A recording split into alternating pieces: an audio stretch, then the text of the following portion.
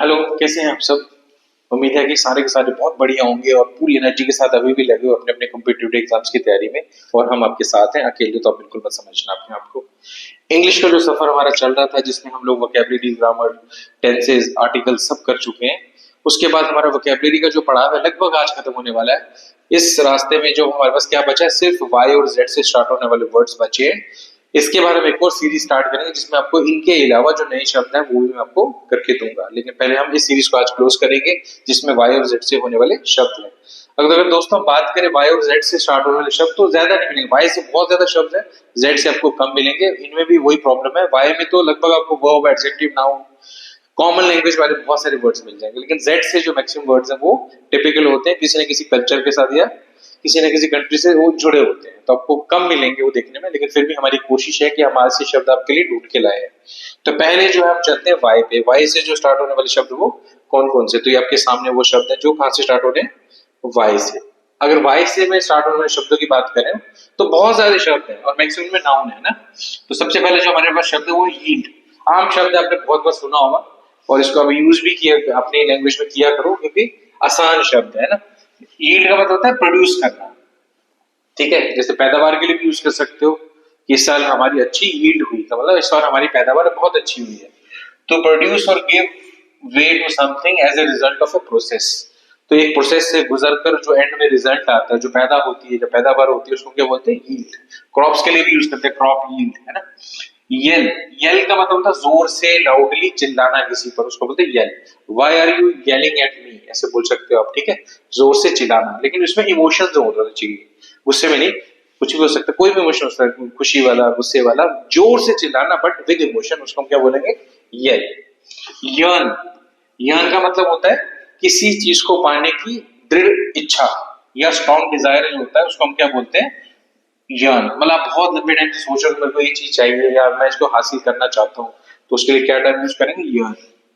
यंक, यंक का मतलब क्या होता है, किसी को पुल करना शार्पली, किसी तेज फोर्स के साथ, तो उसको हम क्या बोलेंगे, एकदम एकदम किसी को धक्का देना, उसको हम क्या बोलेंगे, यंक।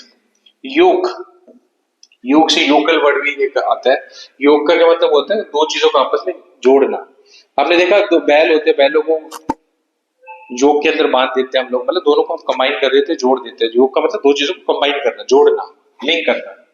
योडल, योडल जो है वो एक सिंगिंग का तरीका है जिसके अंदर हम लोग गले से गाते हैं। स्पेशली स्कॉटलैंड में ये वहां का रिवाज है जो योडलिंग करते हैं। स्पेशली अगर मैं हिंदी म्यूजिक की बात करूं तो किशोर कुमार योडलिंग करते थे, जिसमें ओडली ओडली ऐसे करके बोलते थे। योडलिंग है उसका मतलब, योडलिंग तरीका गाने का, जिसमें हम लोग पिच को रिपीटली चेंज करते हैं।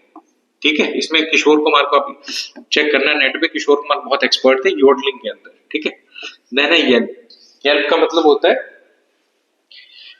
शार्प क्राई या बात, तीखी एकदम जो आवाज निकलती है ना, उसको हम क्या बोलते, थोड़ी देर के लिए तीखी आवाज, उसको हम बोलेंगे येल्प।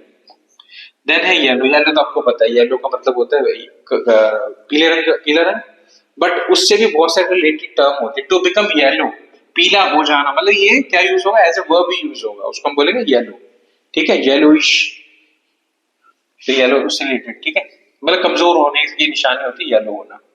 यैमर, ठीक है, लगातार बोलते रहना और किसी को उसका दुख पहुंचाना, उस बातों से किसी को टारगेट करके बोलना, लगातार बोलना और किसी को उसके अंदर टारगेट रख के आपने बोलना ताकि उसको नुकसान हो, तो उसको बोलते हैं यैमर, यैमरिंग, यैमर।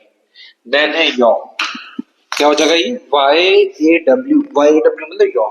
यॉ का मतलब क्या होता है, to deviate temporarily from a straight course. मतलब आप जिस रास्ते पे जा रहे हो वहां से टेम्परेट थोड़ी देर के लिए किसी भी कारण उस रास्ते को छोड़ के कहीं और निकल जाना, थोड़ी देर के लिए वापस फिर उस रास्ते पे आ जाना। थोड़ी देर के लिए अपना मेन पाथ छोड़ने को हम क्या बोलते हैं, यॉ। जैसे कोई एयरक्राफ्ट हो गया, कोई शिप हो गया, वो कभी कभी किसी खतरे के चलते या किसी भी कारण अपना रास्ता बदल लेते हैं थोड़ी देर के लिए, टेम्परेरी अपने रास्ते छोड़ने को क्या बोलेंगे, यॉ। ये अपने याद कर लेना। देन हम चलते हैं वाई से स्टार्ट होने वाले और जेड से स्टार्ट होने वाले अगले अक्षरों की तरफ। इसमें अगर मैं आपको बहुत अच्छे अच्छे शब्द बताऊं जो जेड से स्टार्ट होते हैं, उसमें पहले जूम। तो जूम तो आपको पता है, आजकल वो जूम पे मीटिंग होती है ना, जूम आप करते भी हो फोटोज को, वीडियोस को। जूम मतलब किसी चीज को बड़ा कर देना। ठीक है, तो क्या हो जाएगा, जूम। देन है बहुत अच्छा वर्ड है जीट गिस्ट, जीट गिस्ट। जीट गिस्ट क्या होता है, द डिफाइनिंग स्पिरिट और mood off a particular period of history.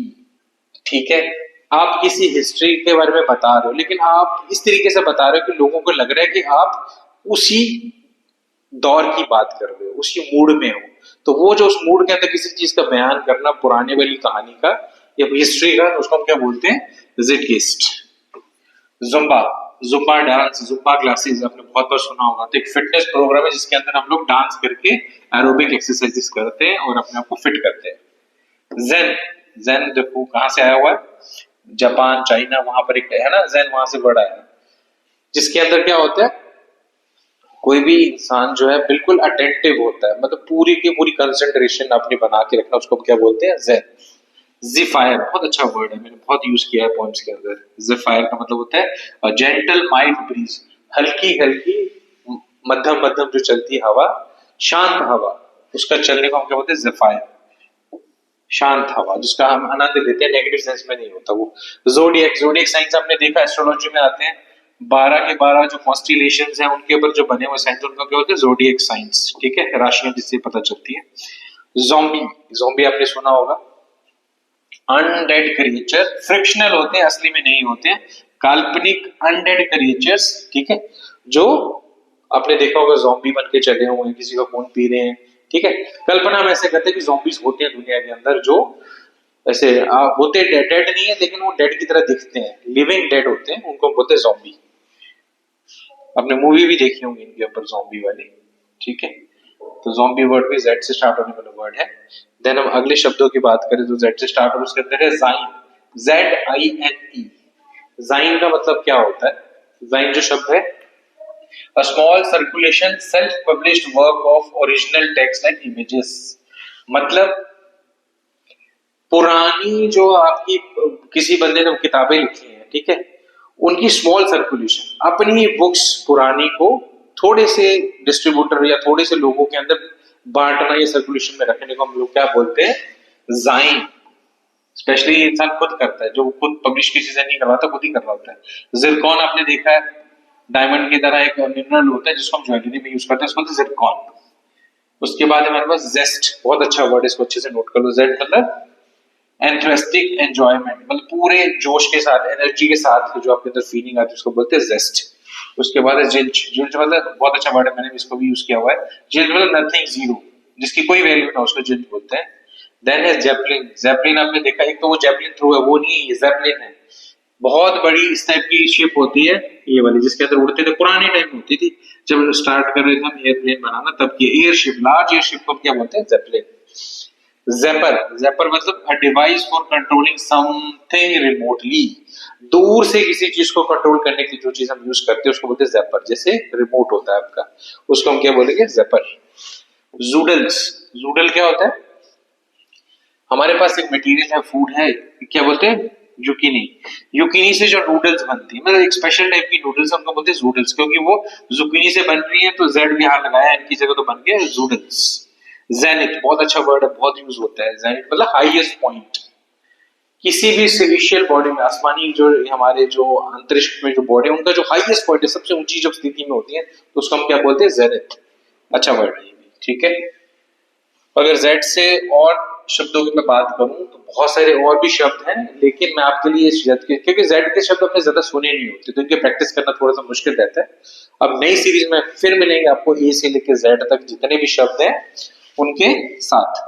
अगर मैं बात करूं, जितने भी शब्द हमने आज के सारे इंपॉर्टेंट है, इनको हमने अच्छे से रिवाइज जरूर कर लेना है, क्योंकि जेड और वाई से जो शब्द है मुश्किल होते हैं, लास्ट के स्पेशली वी हो गया, एक्स हो गया, वाई हो गया, जेड हो गया, यहाँ से जो शब्द बनते हैं मुश्किल होते हैं और यूज कम होते हैं, ऐसे हम बोल सकते हैं, लेकिन फिर भी नाउन में बहुत यूज होते हैं, किसी कल्चर या उस टिपिकल रिवाज से जुड़े होते हैं, इसलिए उनको याद करना आसान हो जाता है अगर उस चीज को समझ पाते हो आप तो।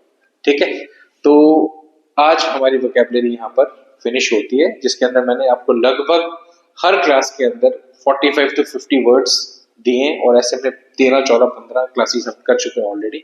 तो उम्मीद है मैंने बहुत सारे शब्द आपको नए दिए होंगे और आपने वो सीख लिए होंगे, उनका यूसेज देख लिया होगा, उनको यूज कैसे करना है ग्रामर के साथ। अब नेक्स्ट सीरीज में हम फिर से ये स्टार्ट करेंगे नए शब्दों के साथ, पुराने शब्द हम नहीं रिपीट करने वाले, नए शब्द हम लेके आएंगे A to Z वोकैबुलरी के अंदर। ठीक है। वोकैबुलरी में फिर से कहूंगा बहुत बड़ा हिस्सा होता है किसी भी लैंग्वेज का। जितनी स्ट्रांग आपकी वोकैब है उतनी स्ट्रांग आपकी लैंग्वेज होगी, उतनी ज्यादा आपको वो कल्चर समझ आएगा। और इंग्लिश के बिना सरवाइव करना आजकल इम्पॉसिबल के आसपास है। आप बिना इंग्लिश के नहीं रह सकते। अगर मैं चाइना रशिया की बात करूँ तो अलग बात है, लेकिन उसमें भी आपको इंग्लिश चाहिए, क्योंकि जितने भी कंप्यूटर प्रोग्राम्स हैं सारे के सारे किस पे होते हैं, इंग्लिश में ही होते हैं। तो ग्लोबल लैंग्वेज इंग्लिश है ही है, इतना बड़ा उसको दर्जा मिला ही हुआ है। तो लैंग्वेज को सीखना बहुत इंपॉर्टेंट है, तभी आपको चीजें और अच्छे से समझ आएंगी। ठीक है। और आपको जिंदगी में चलना आसान होगा इंग्लिश की वजह से, इसलिए हम इंग्लिश को इतनी इंपॉर्टेंस देते हैं। ठीक है।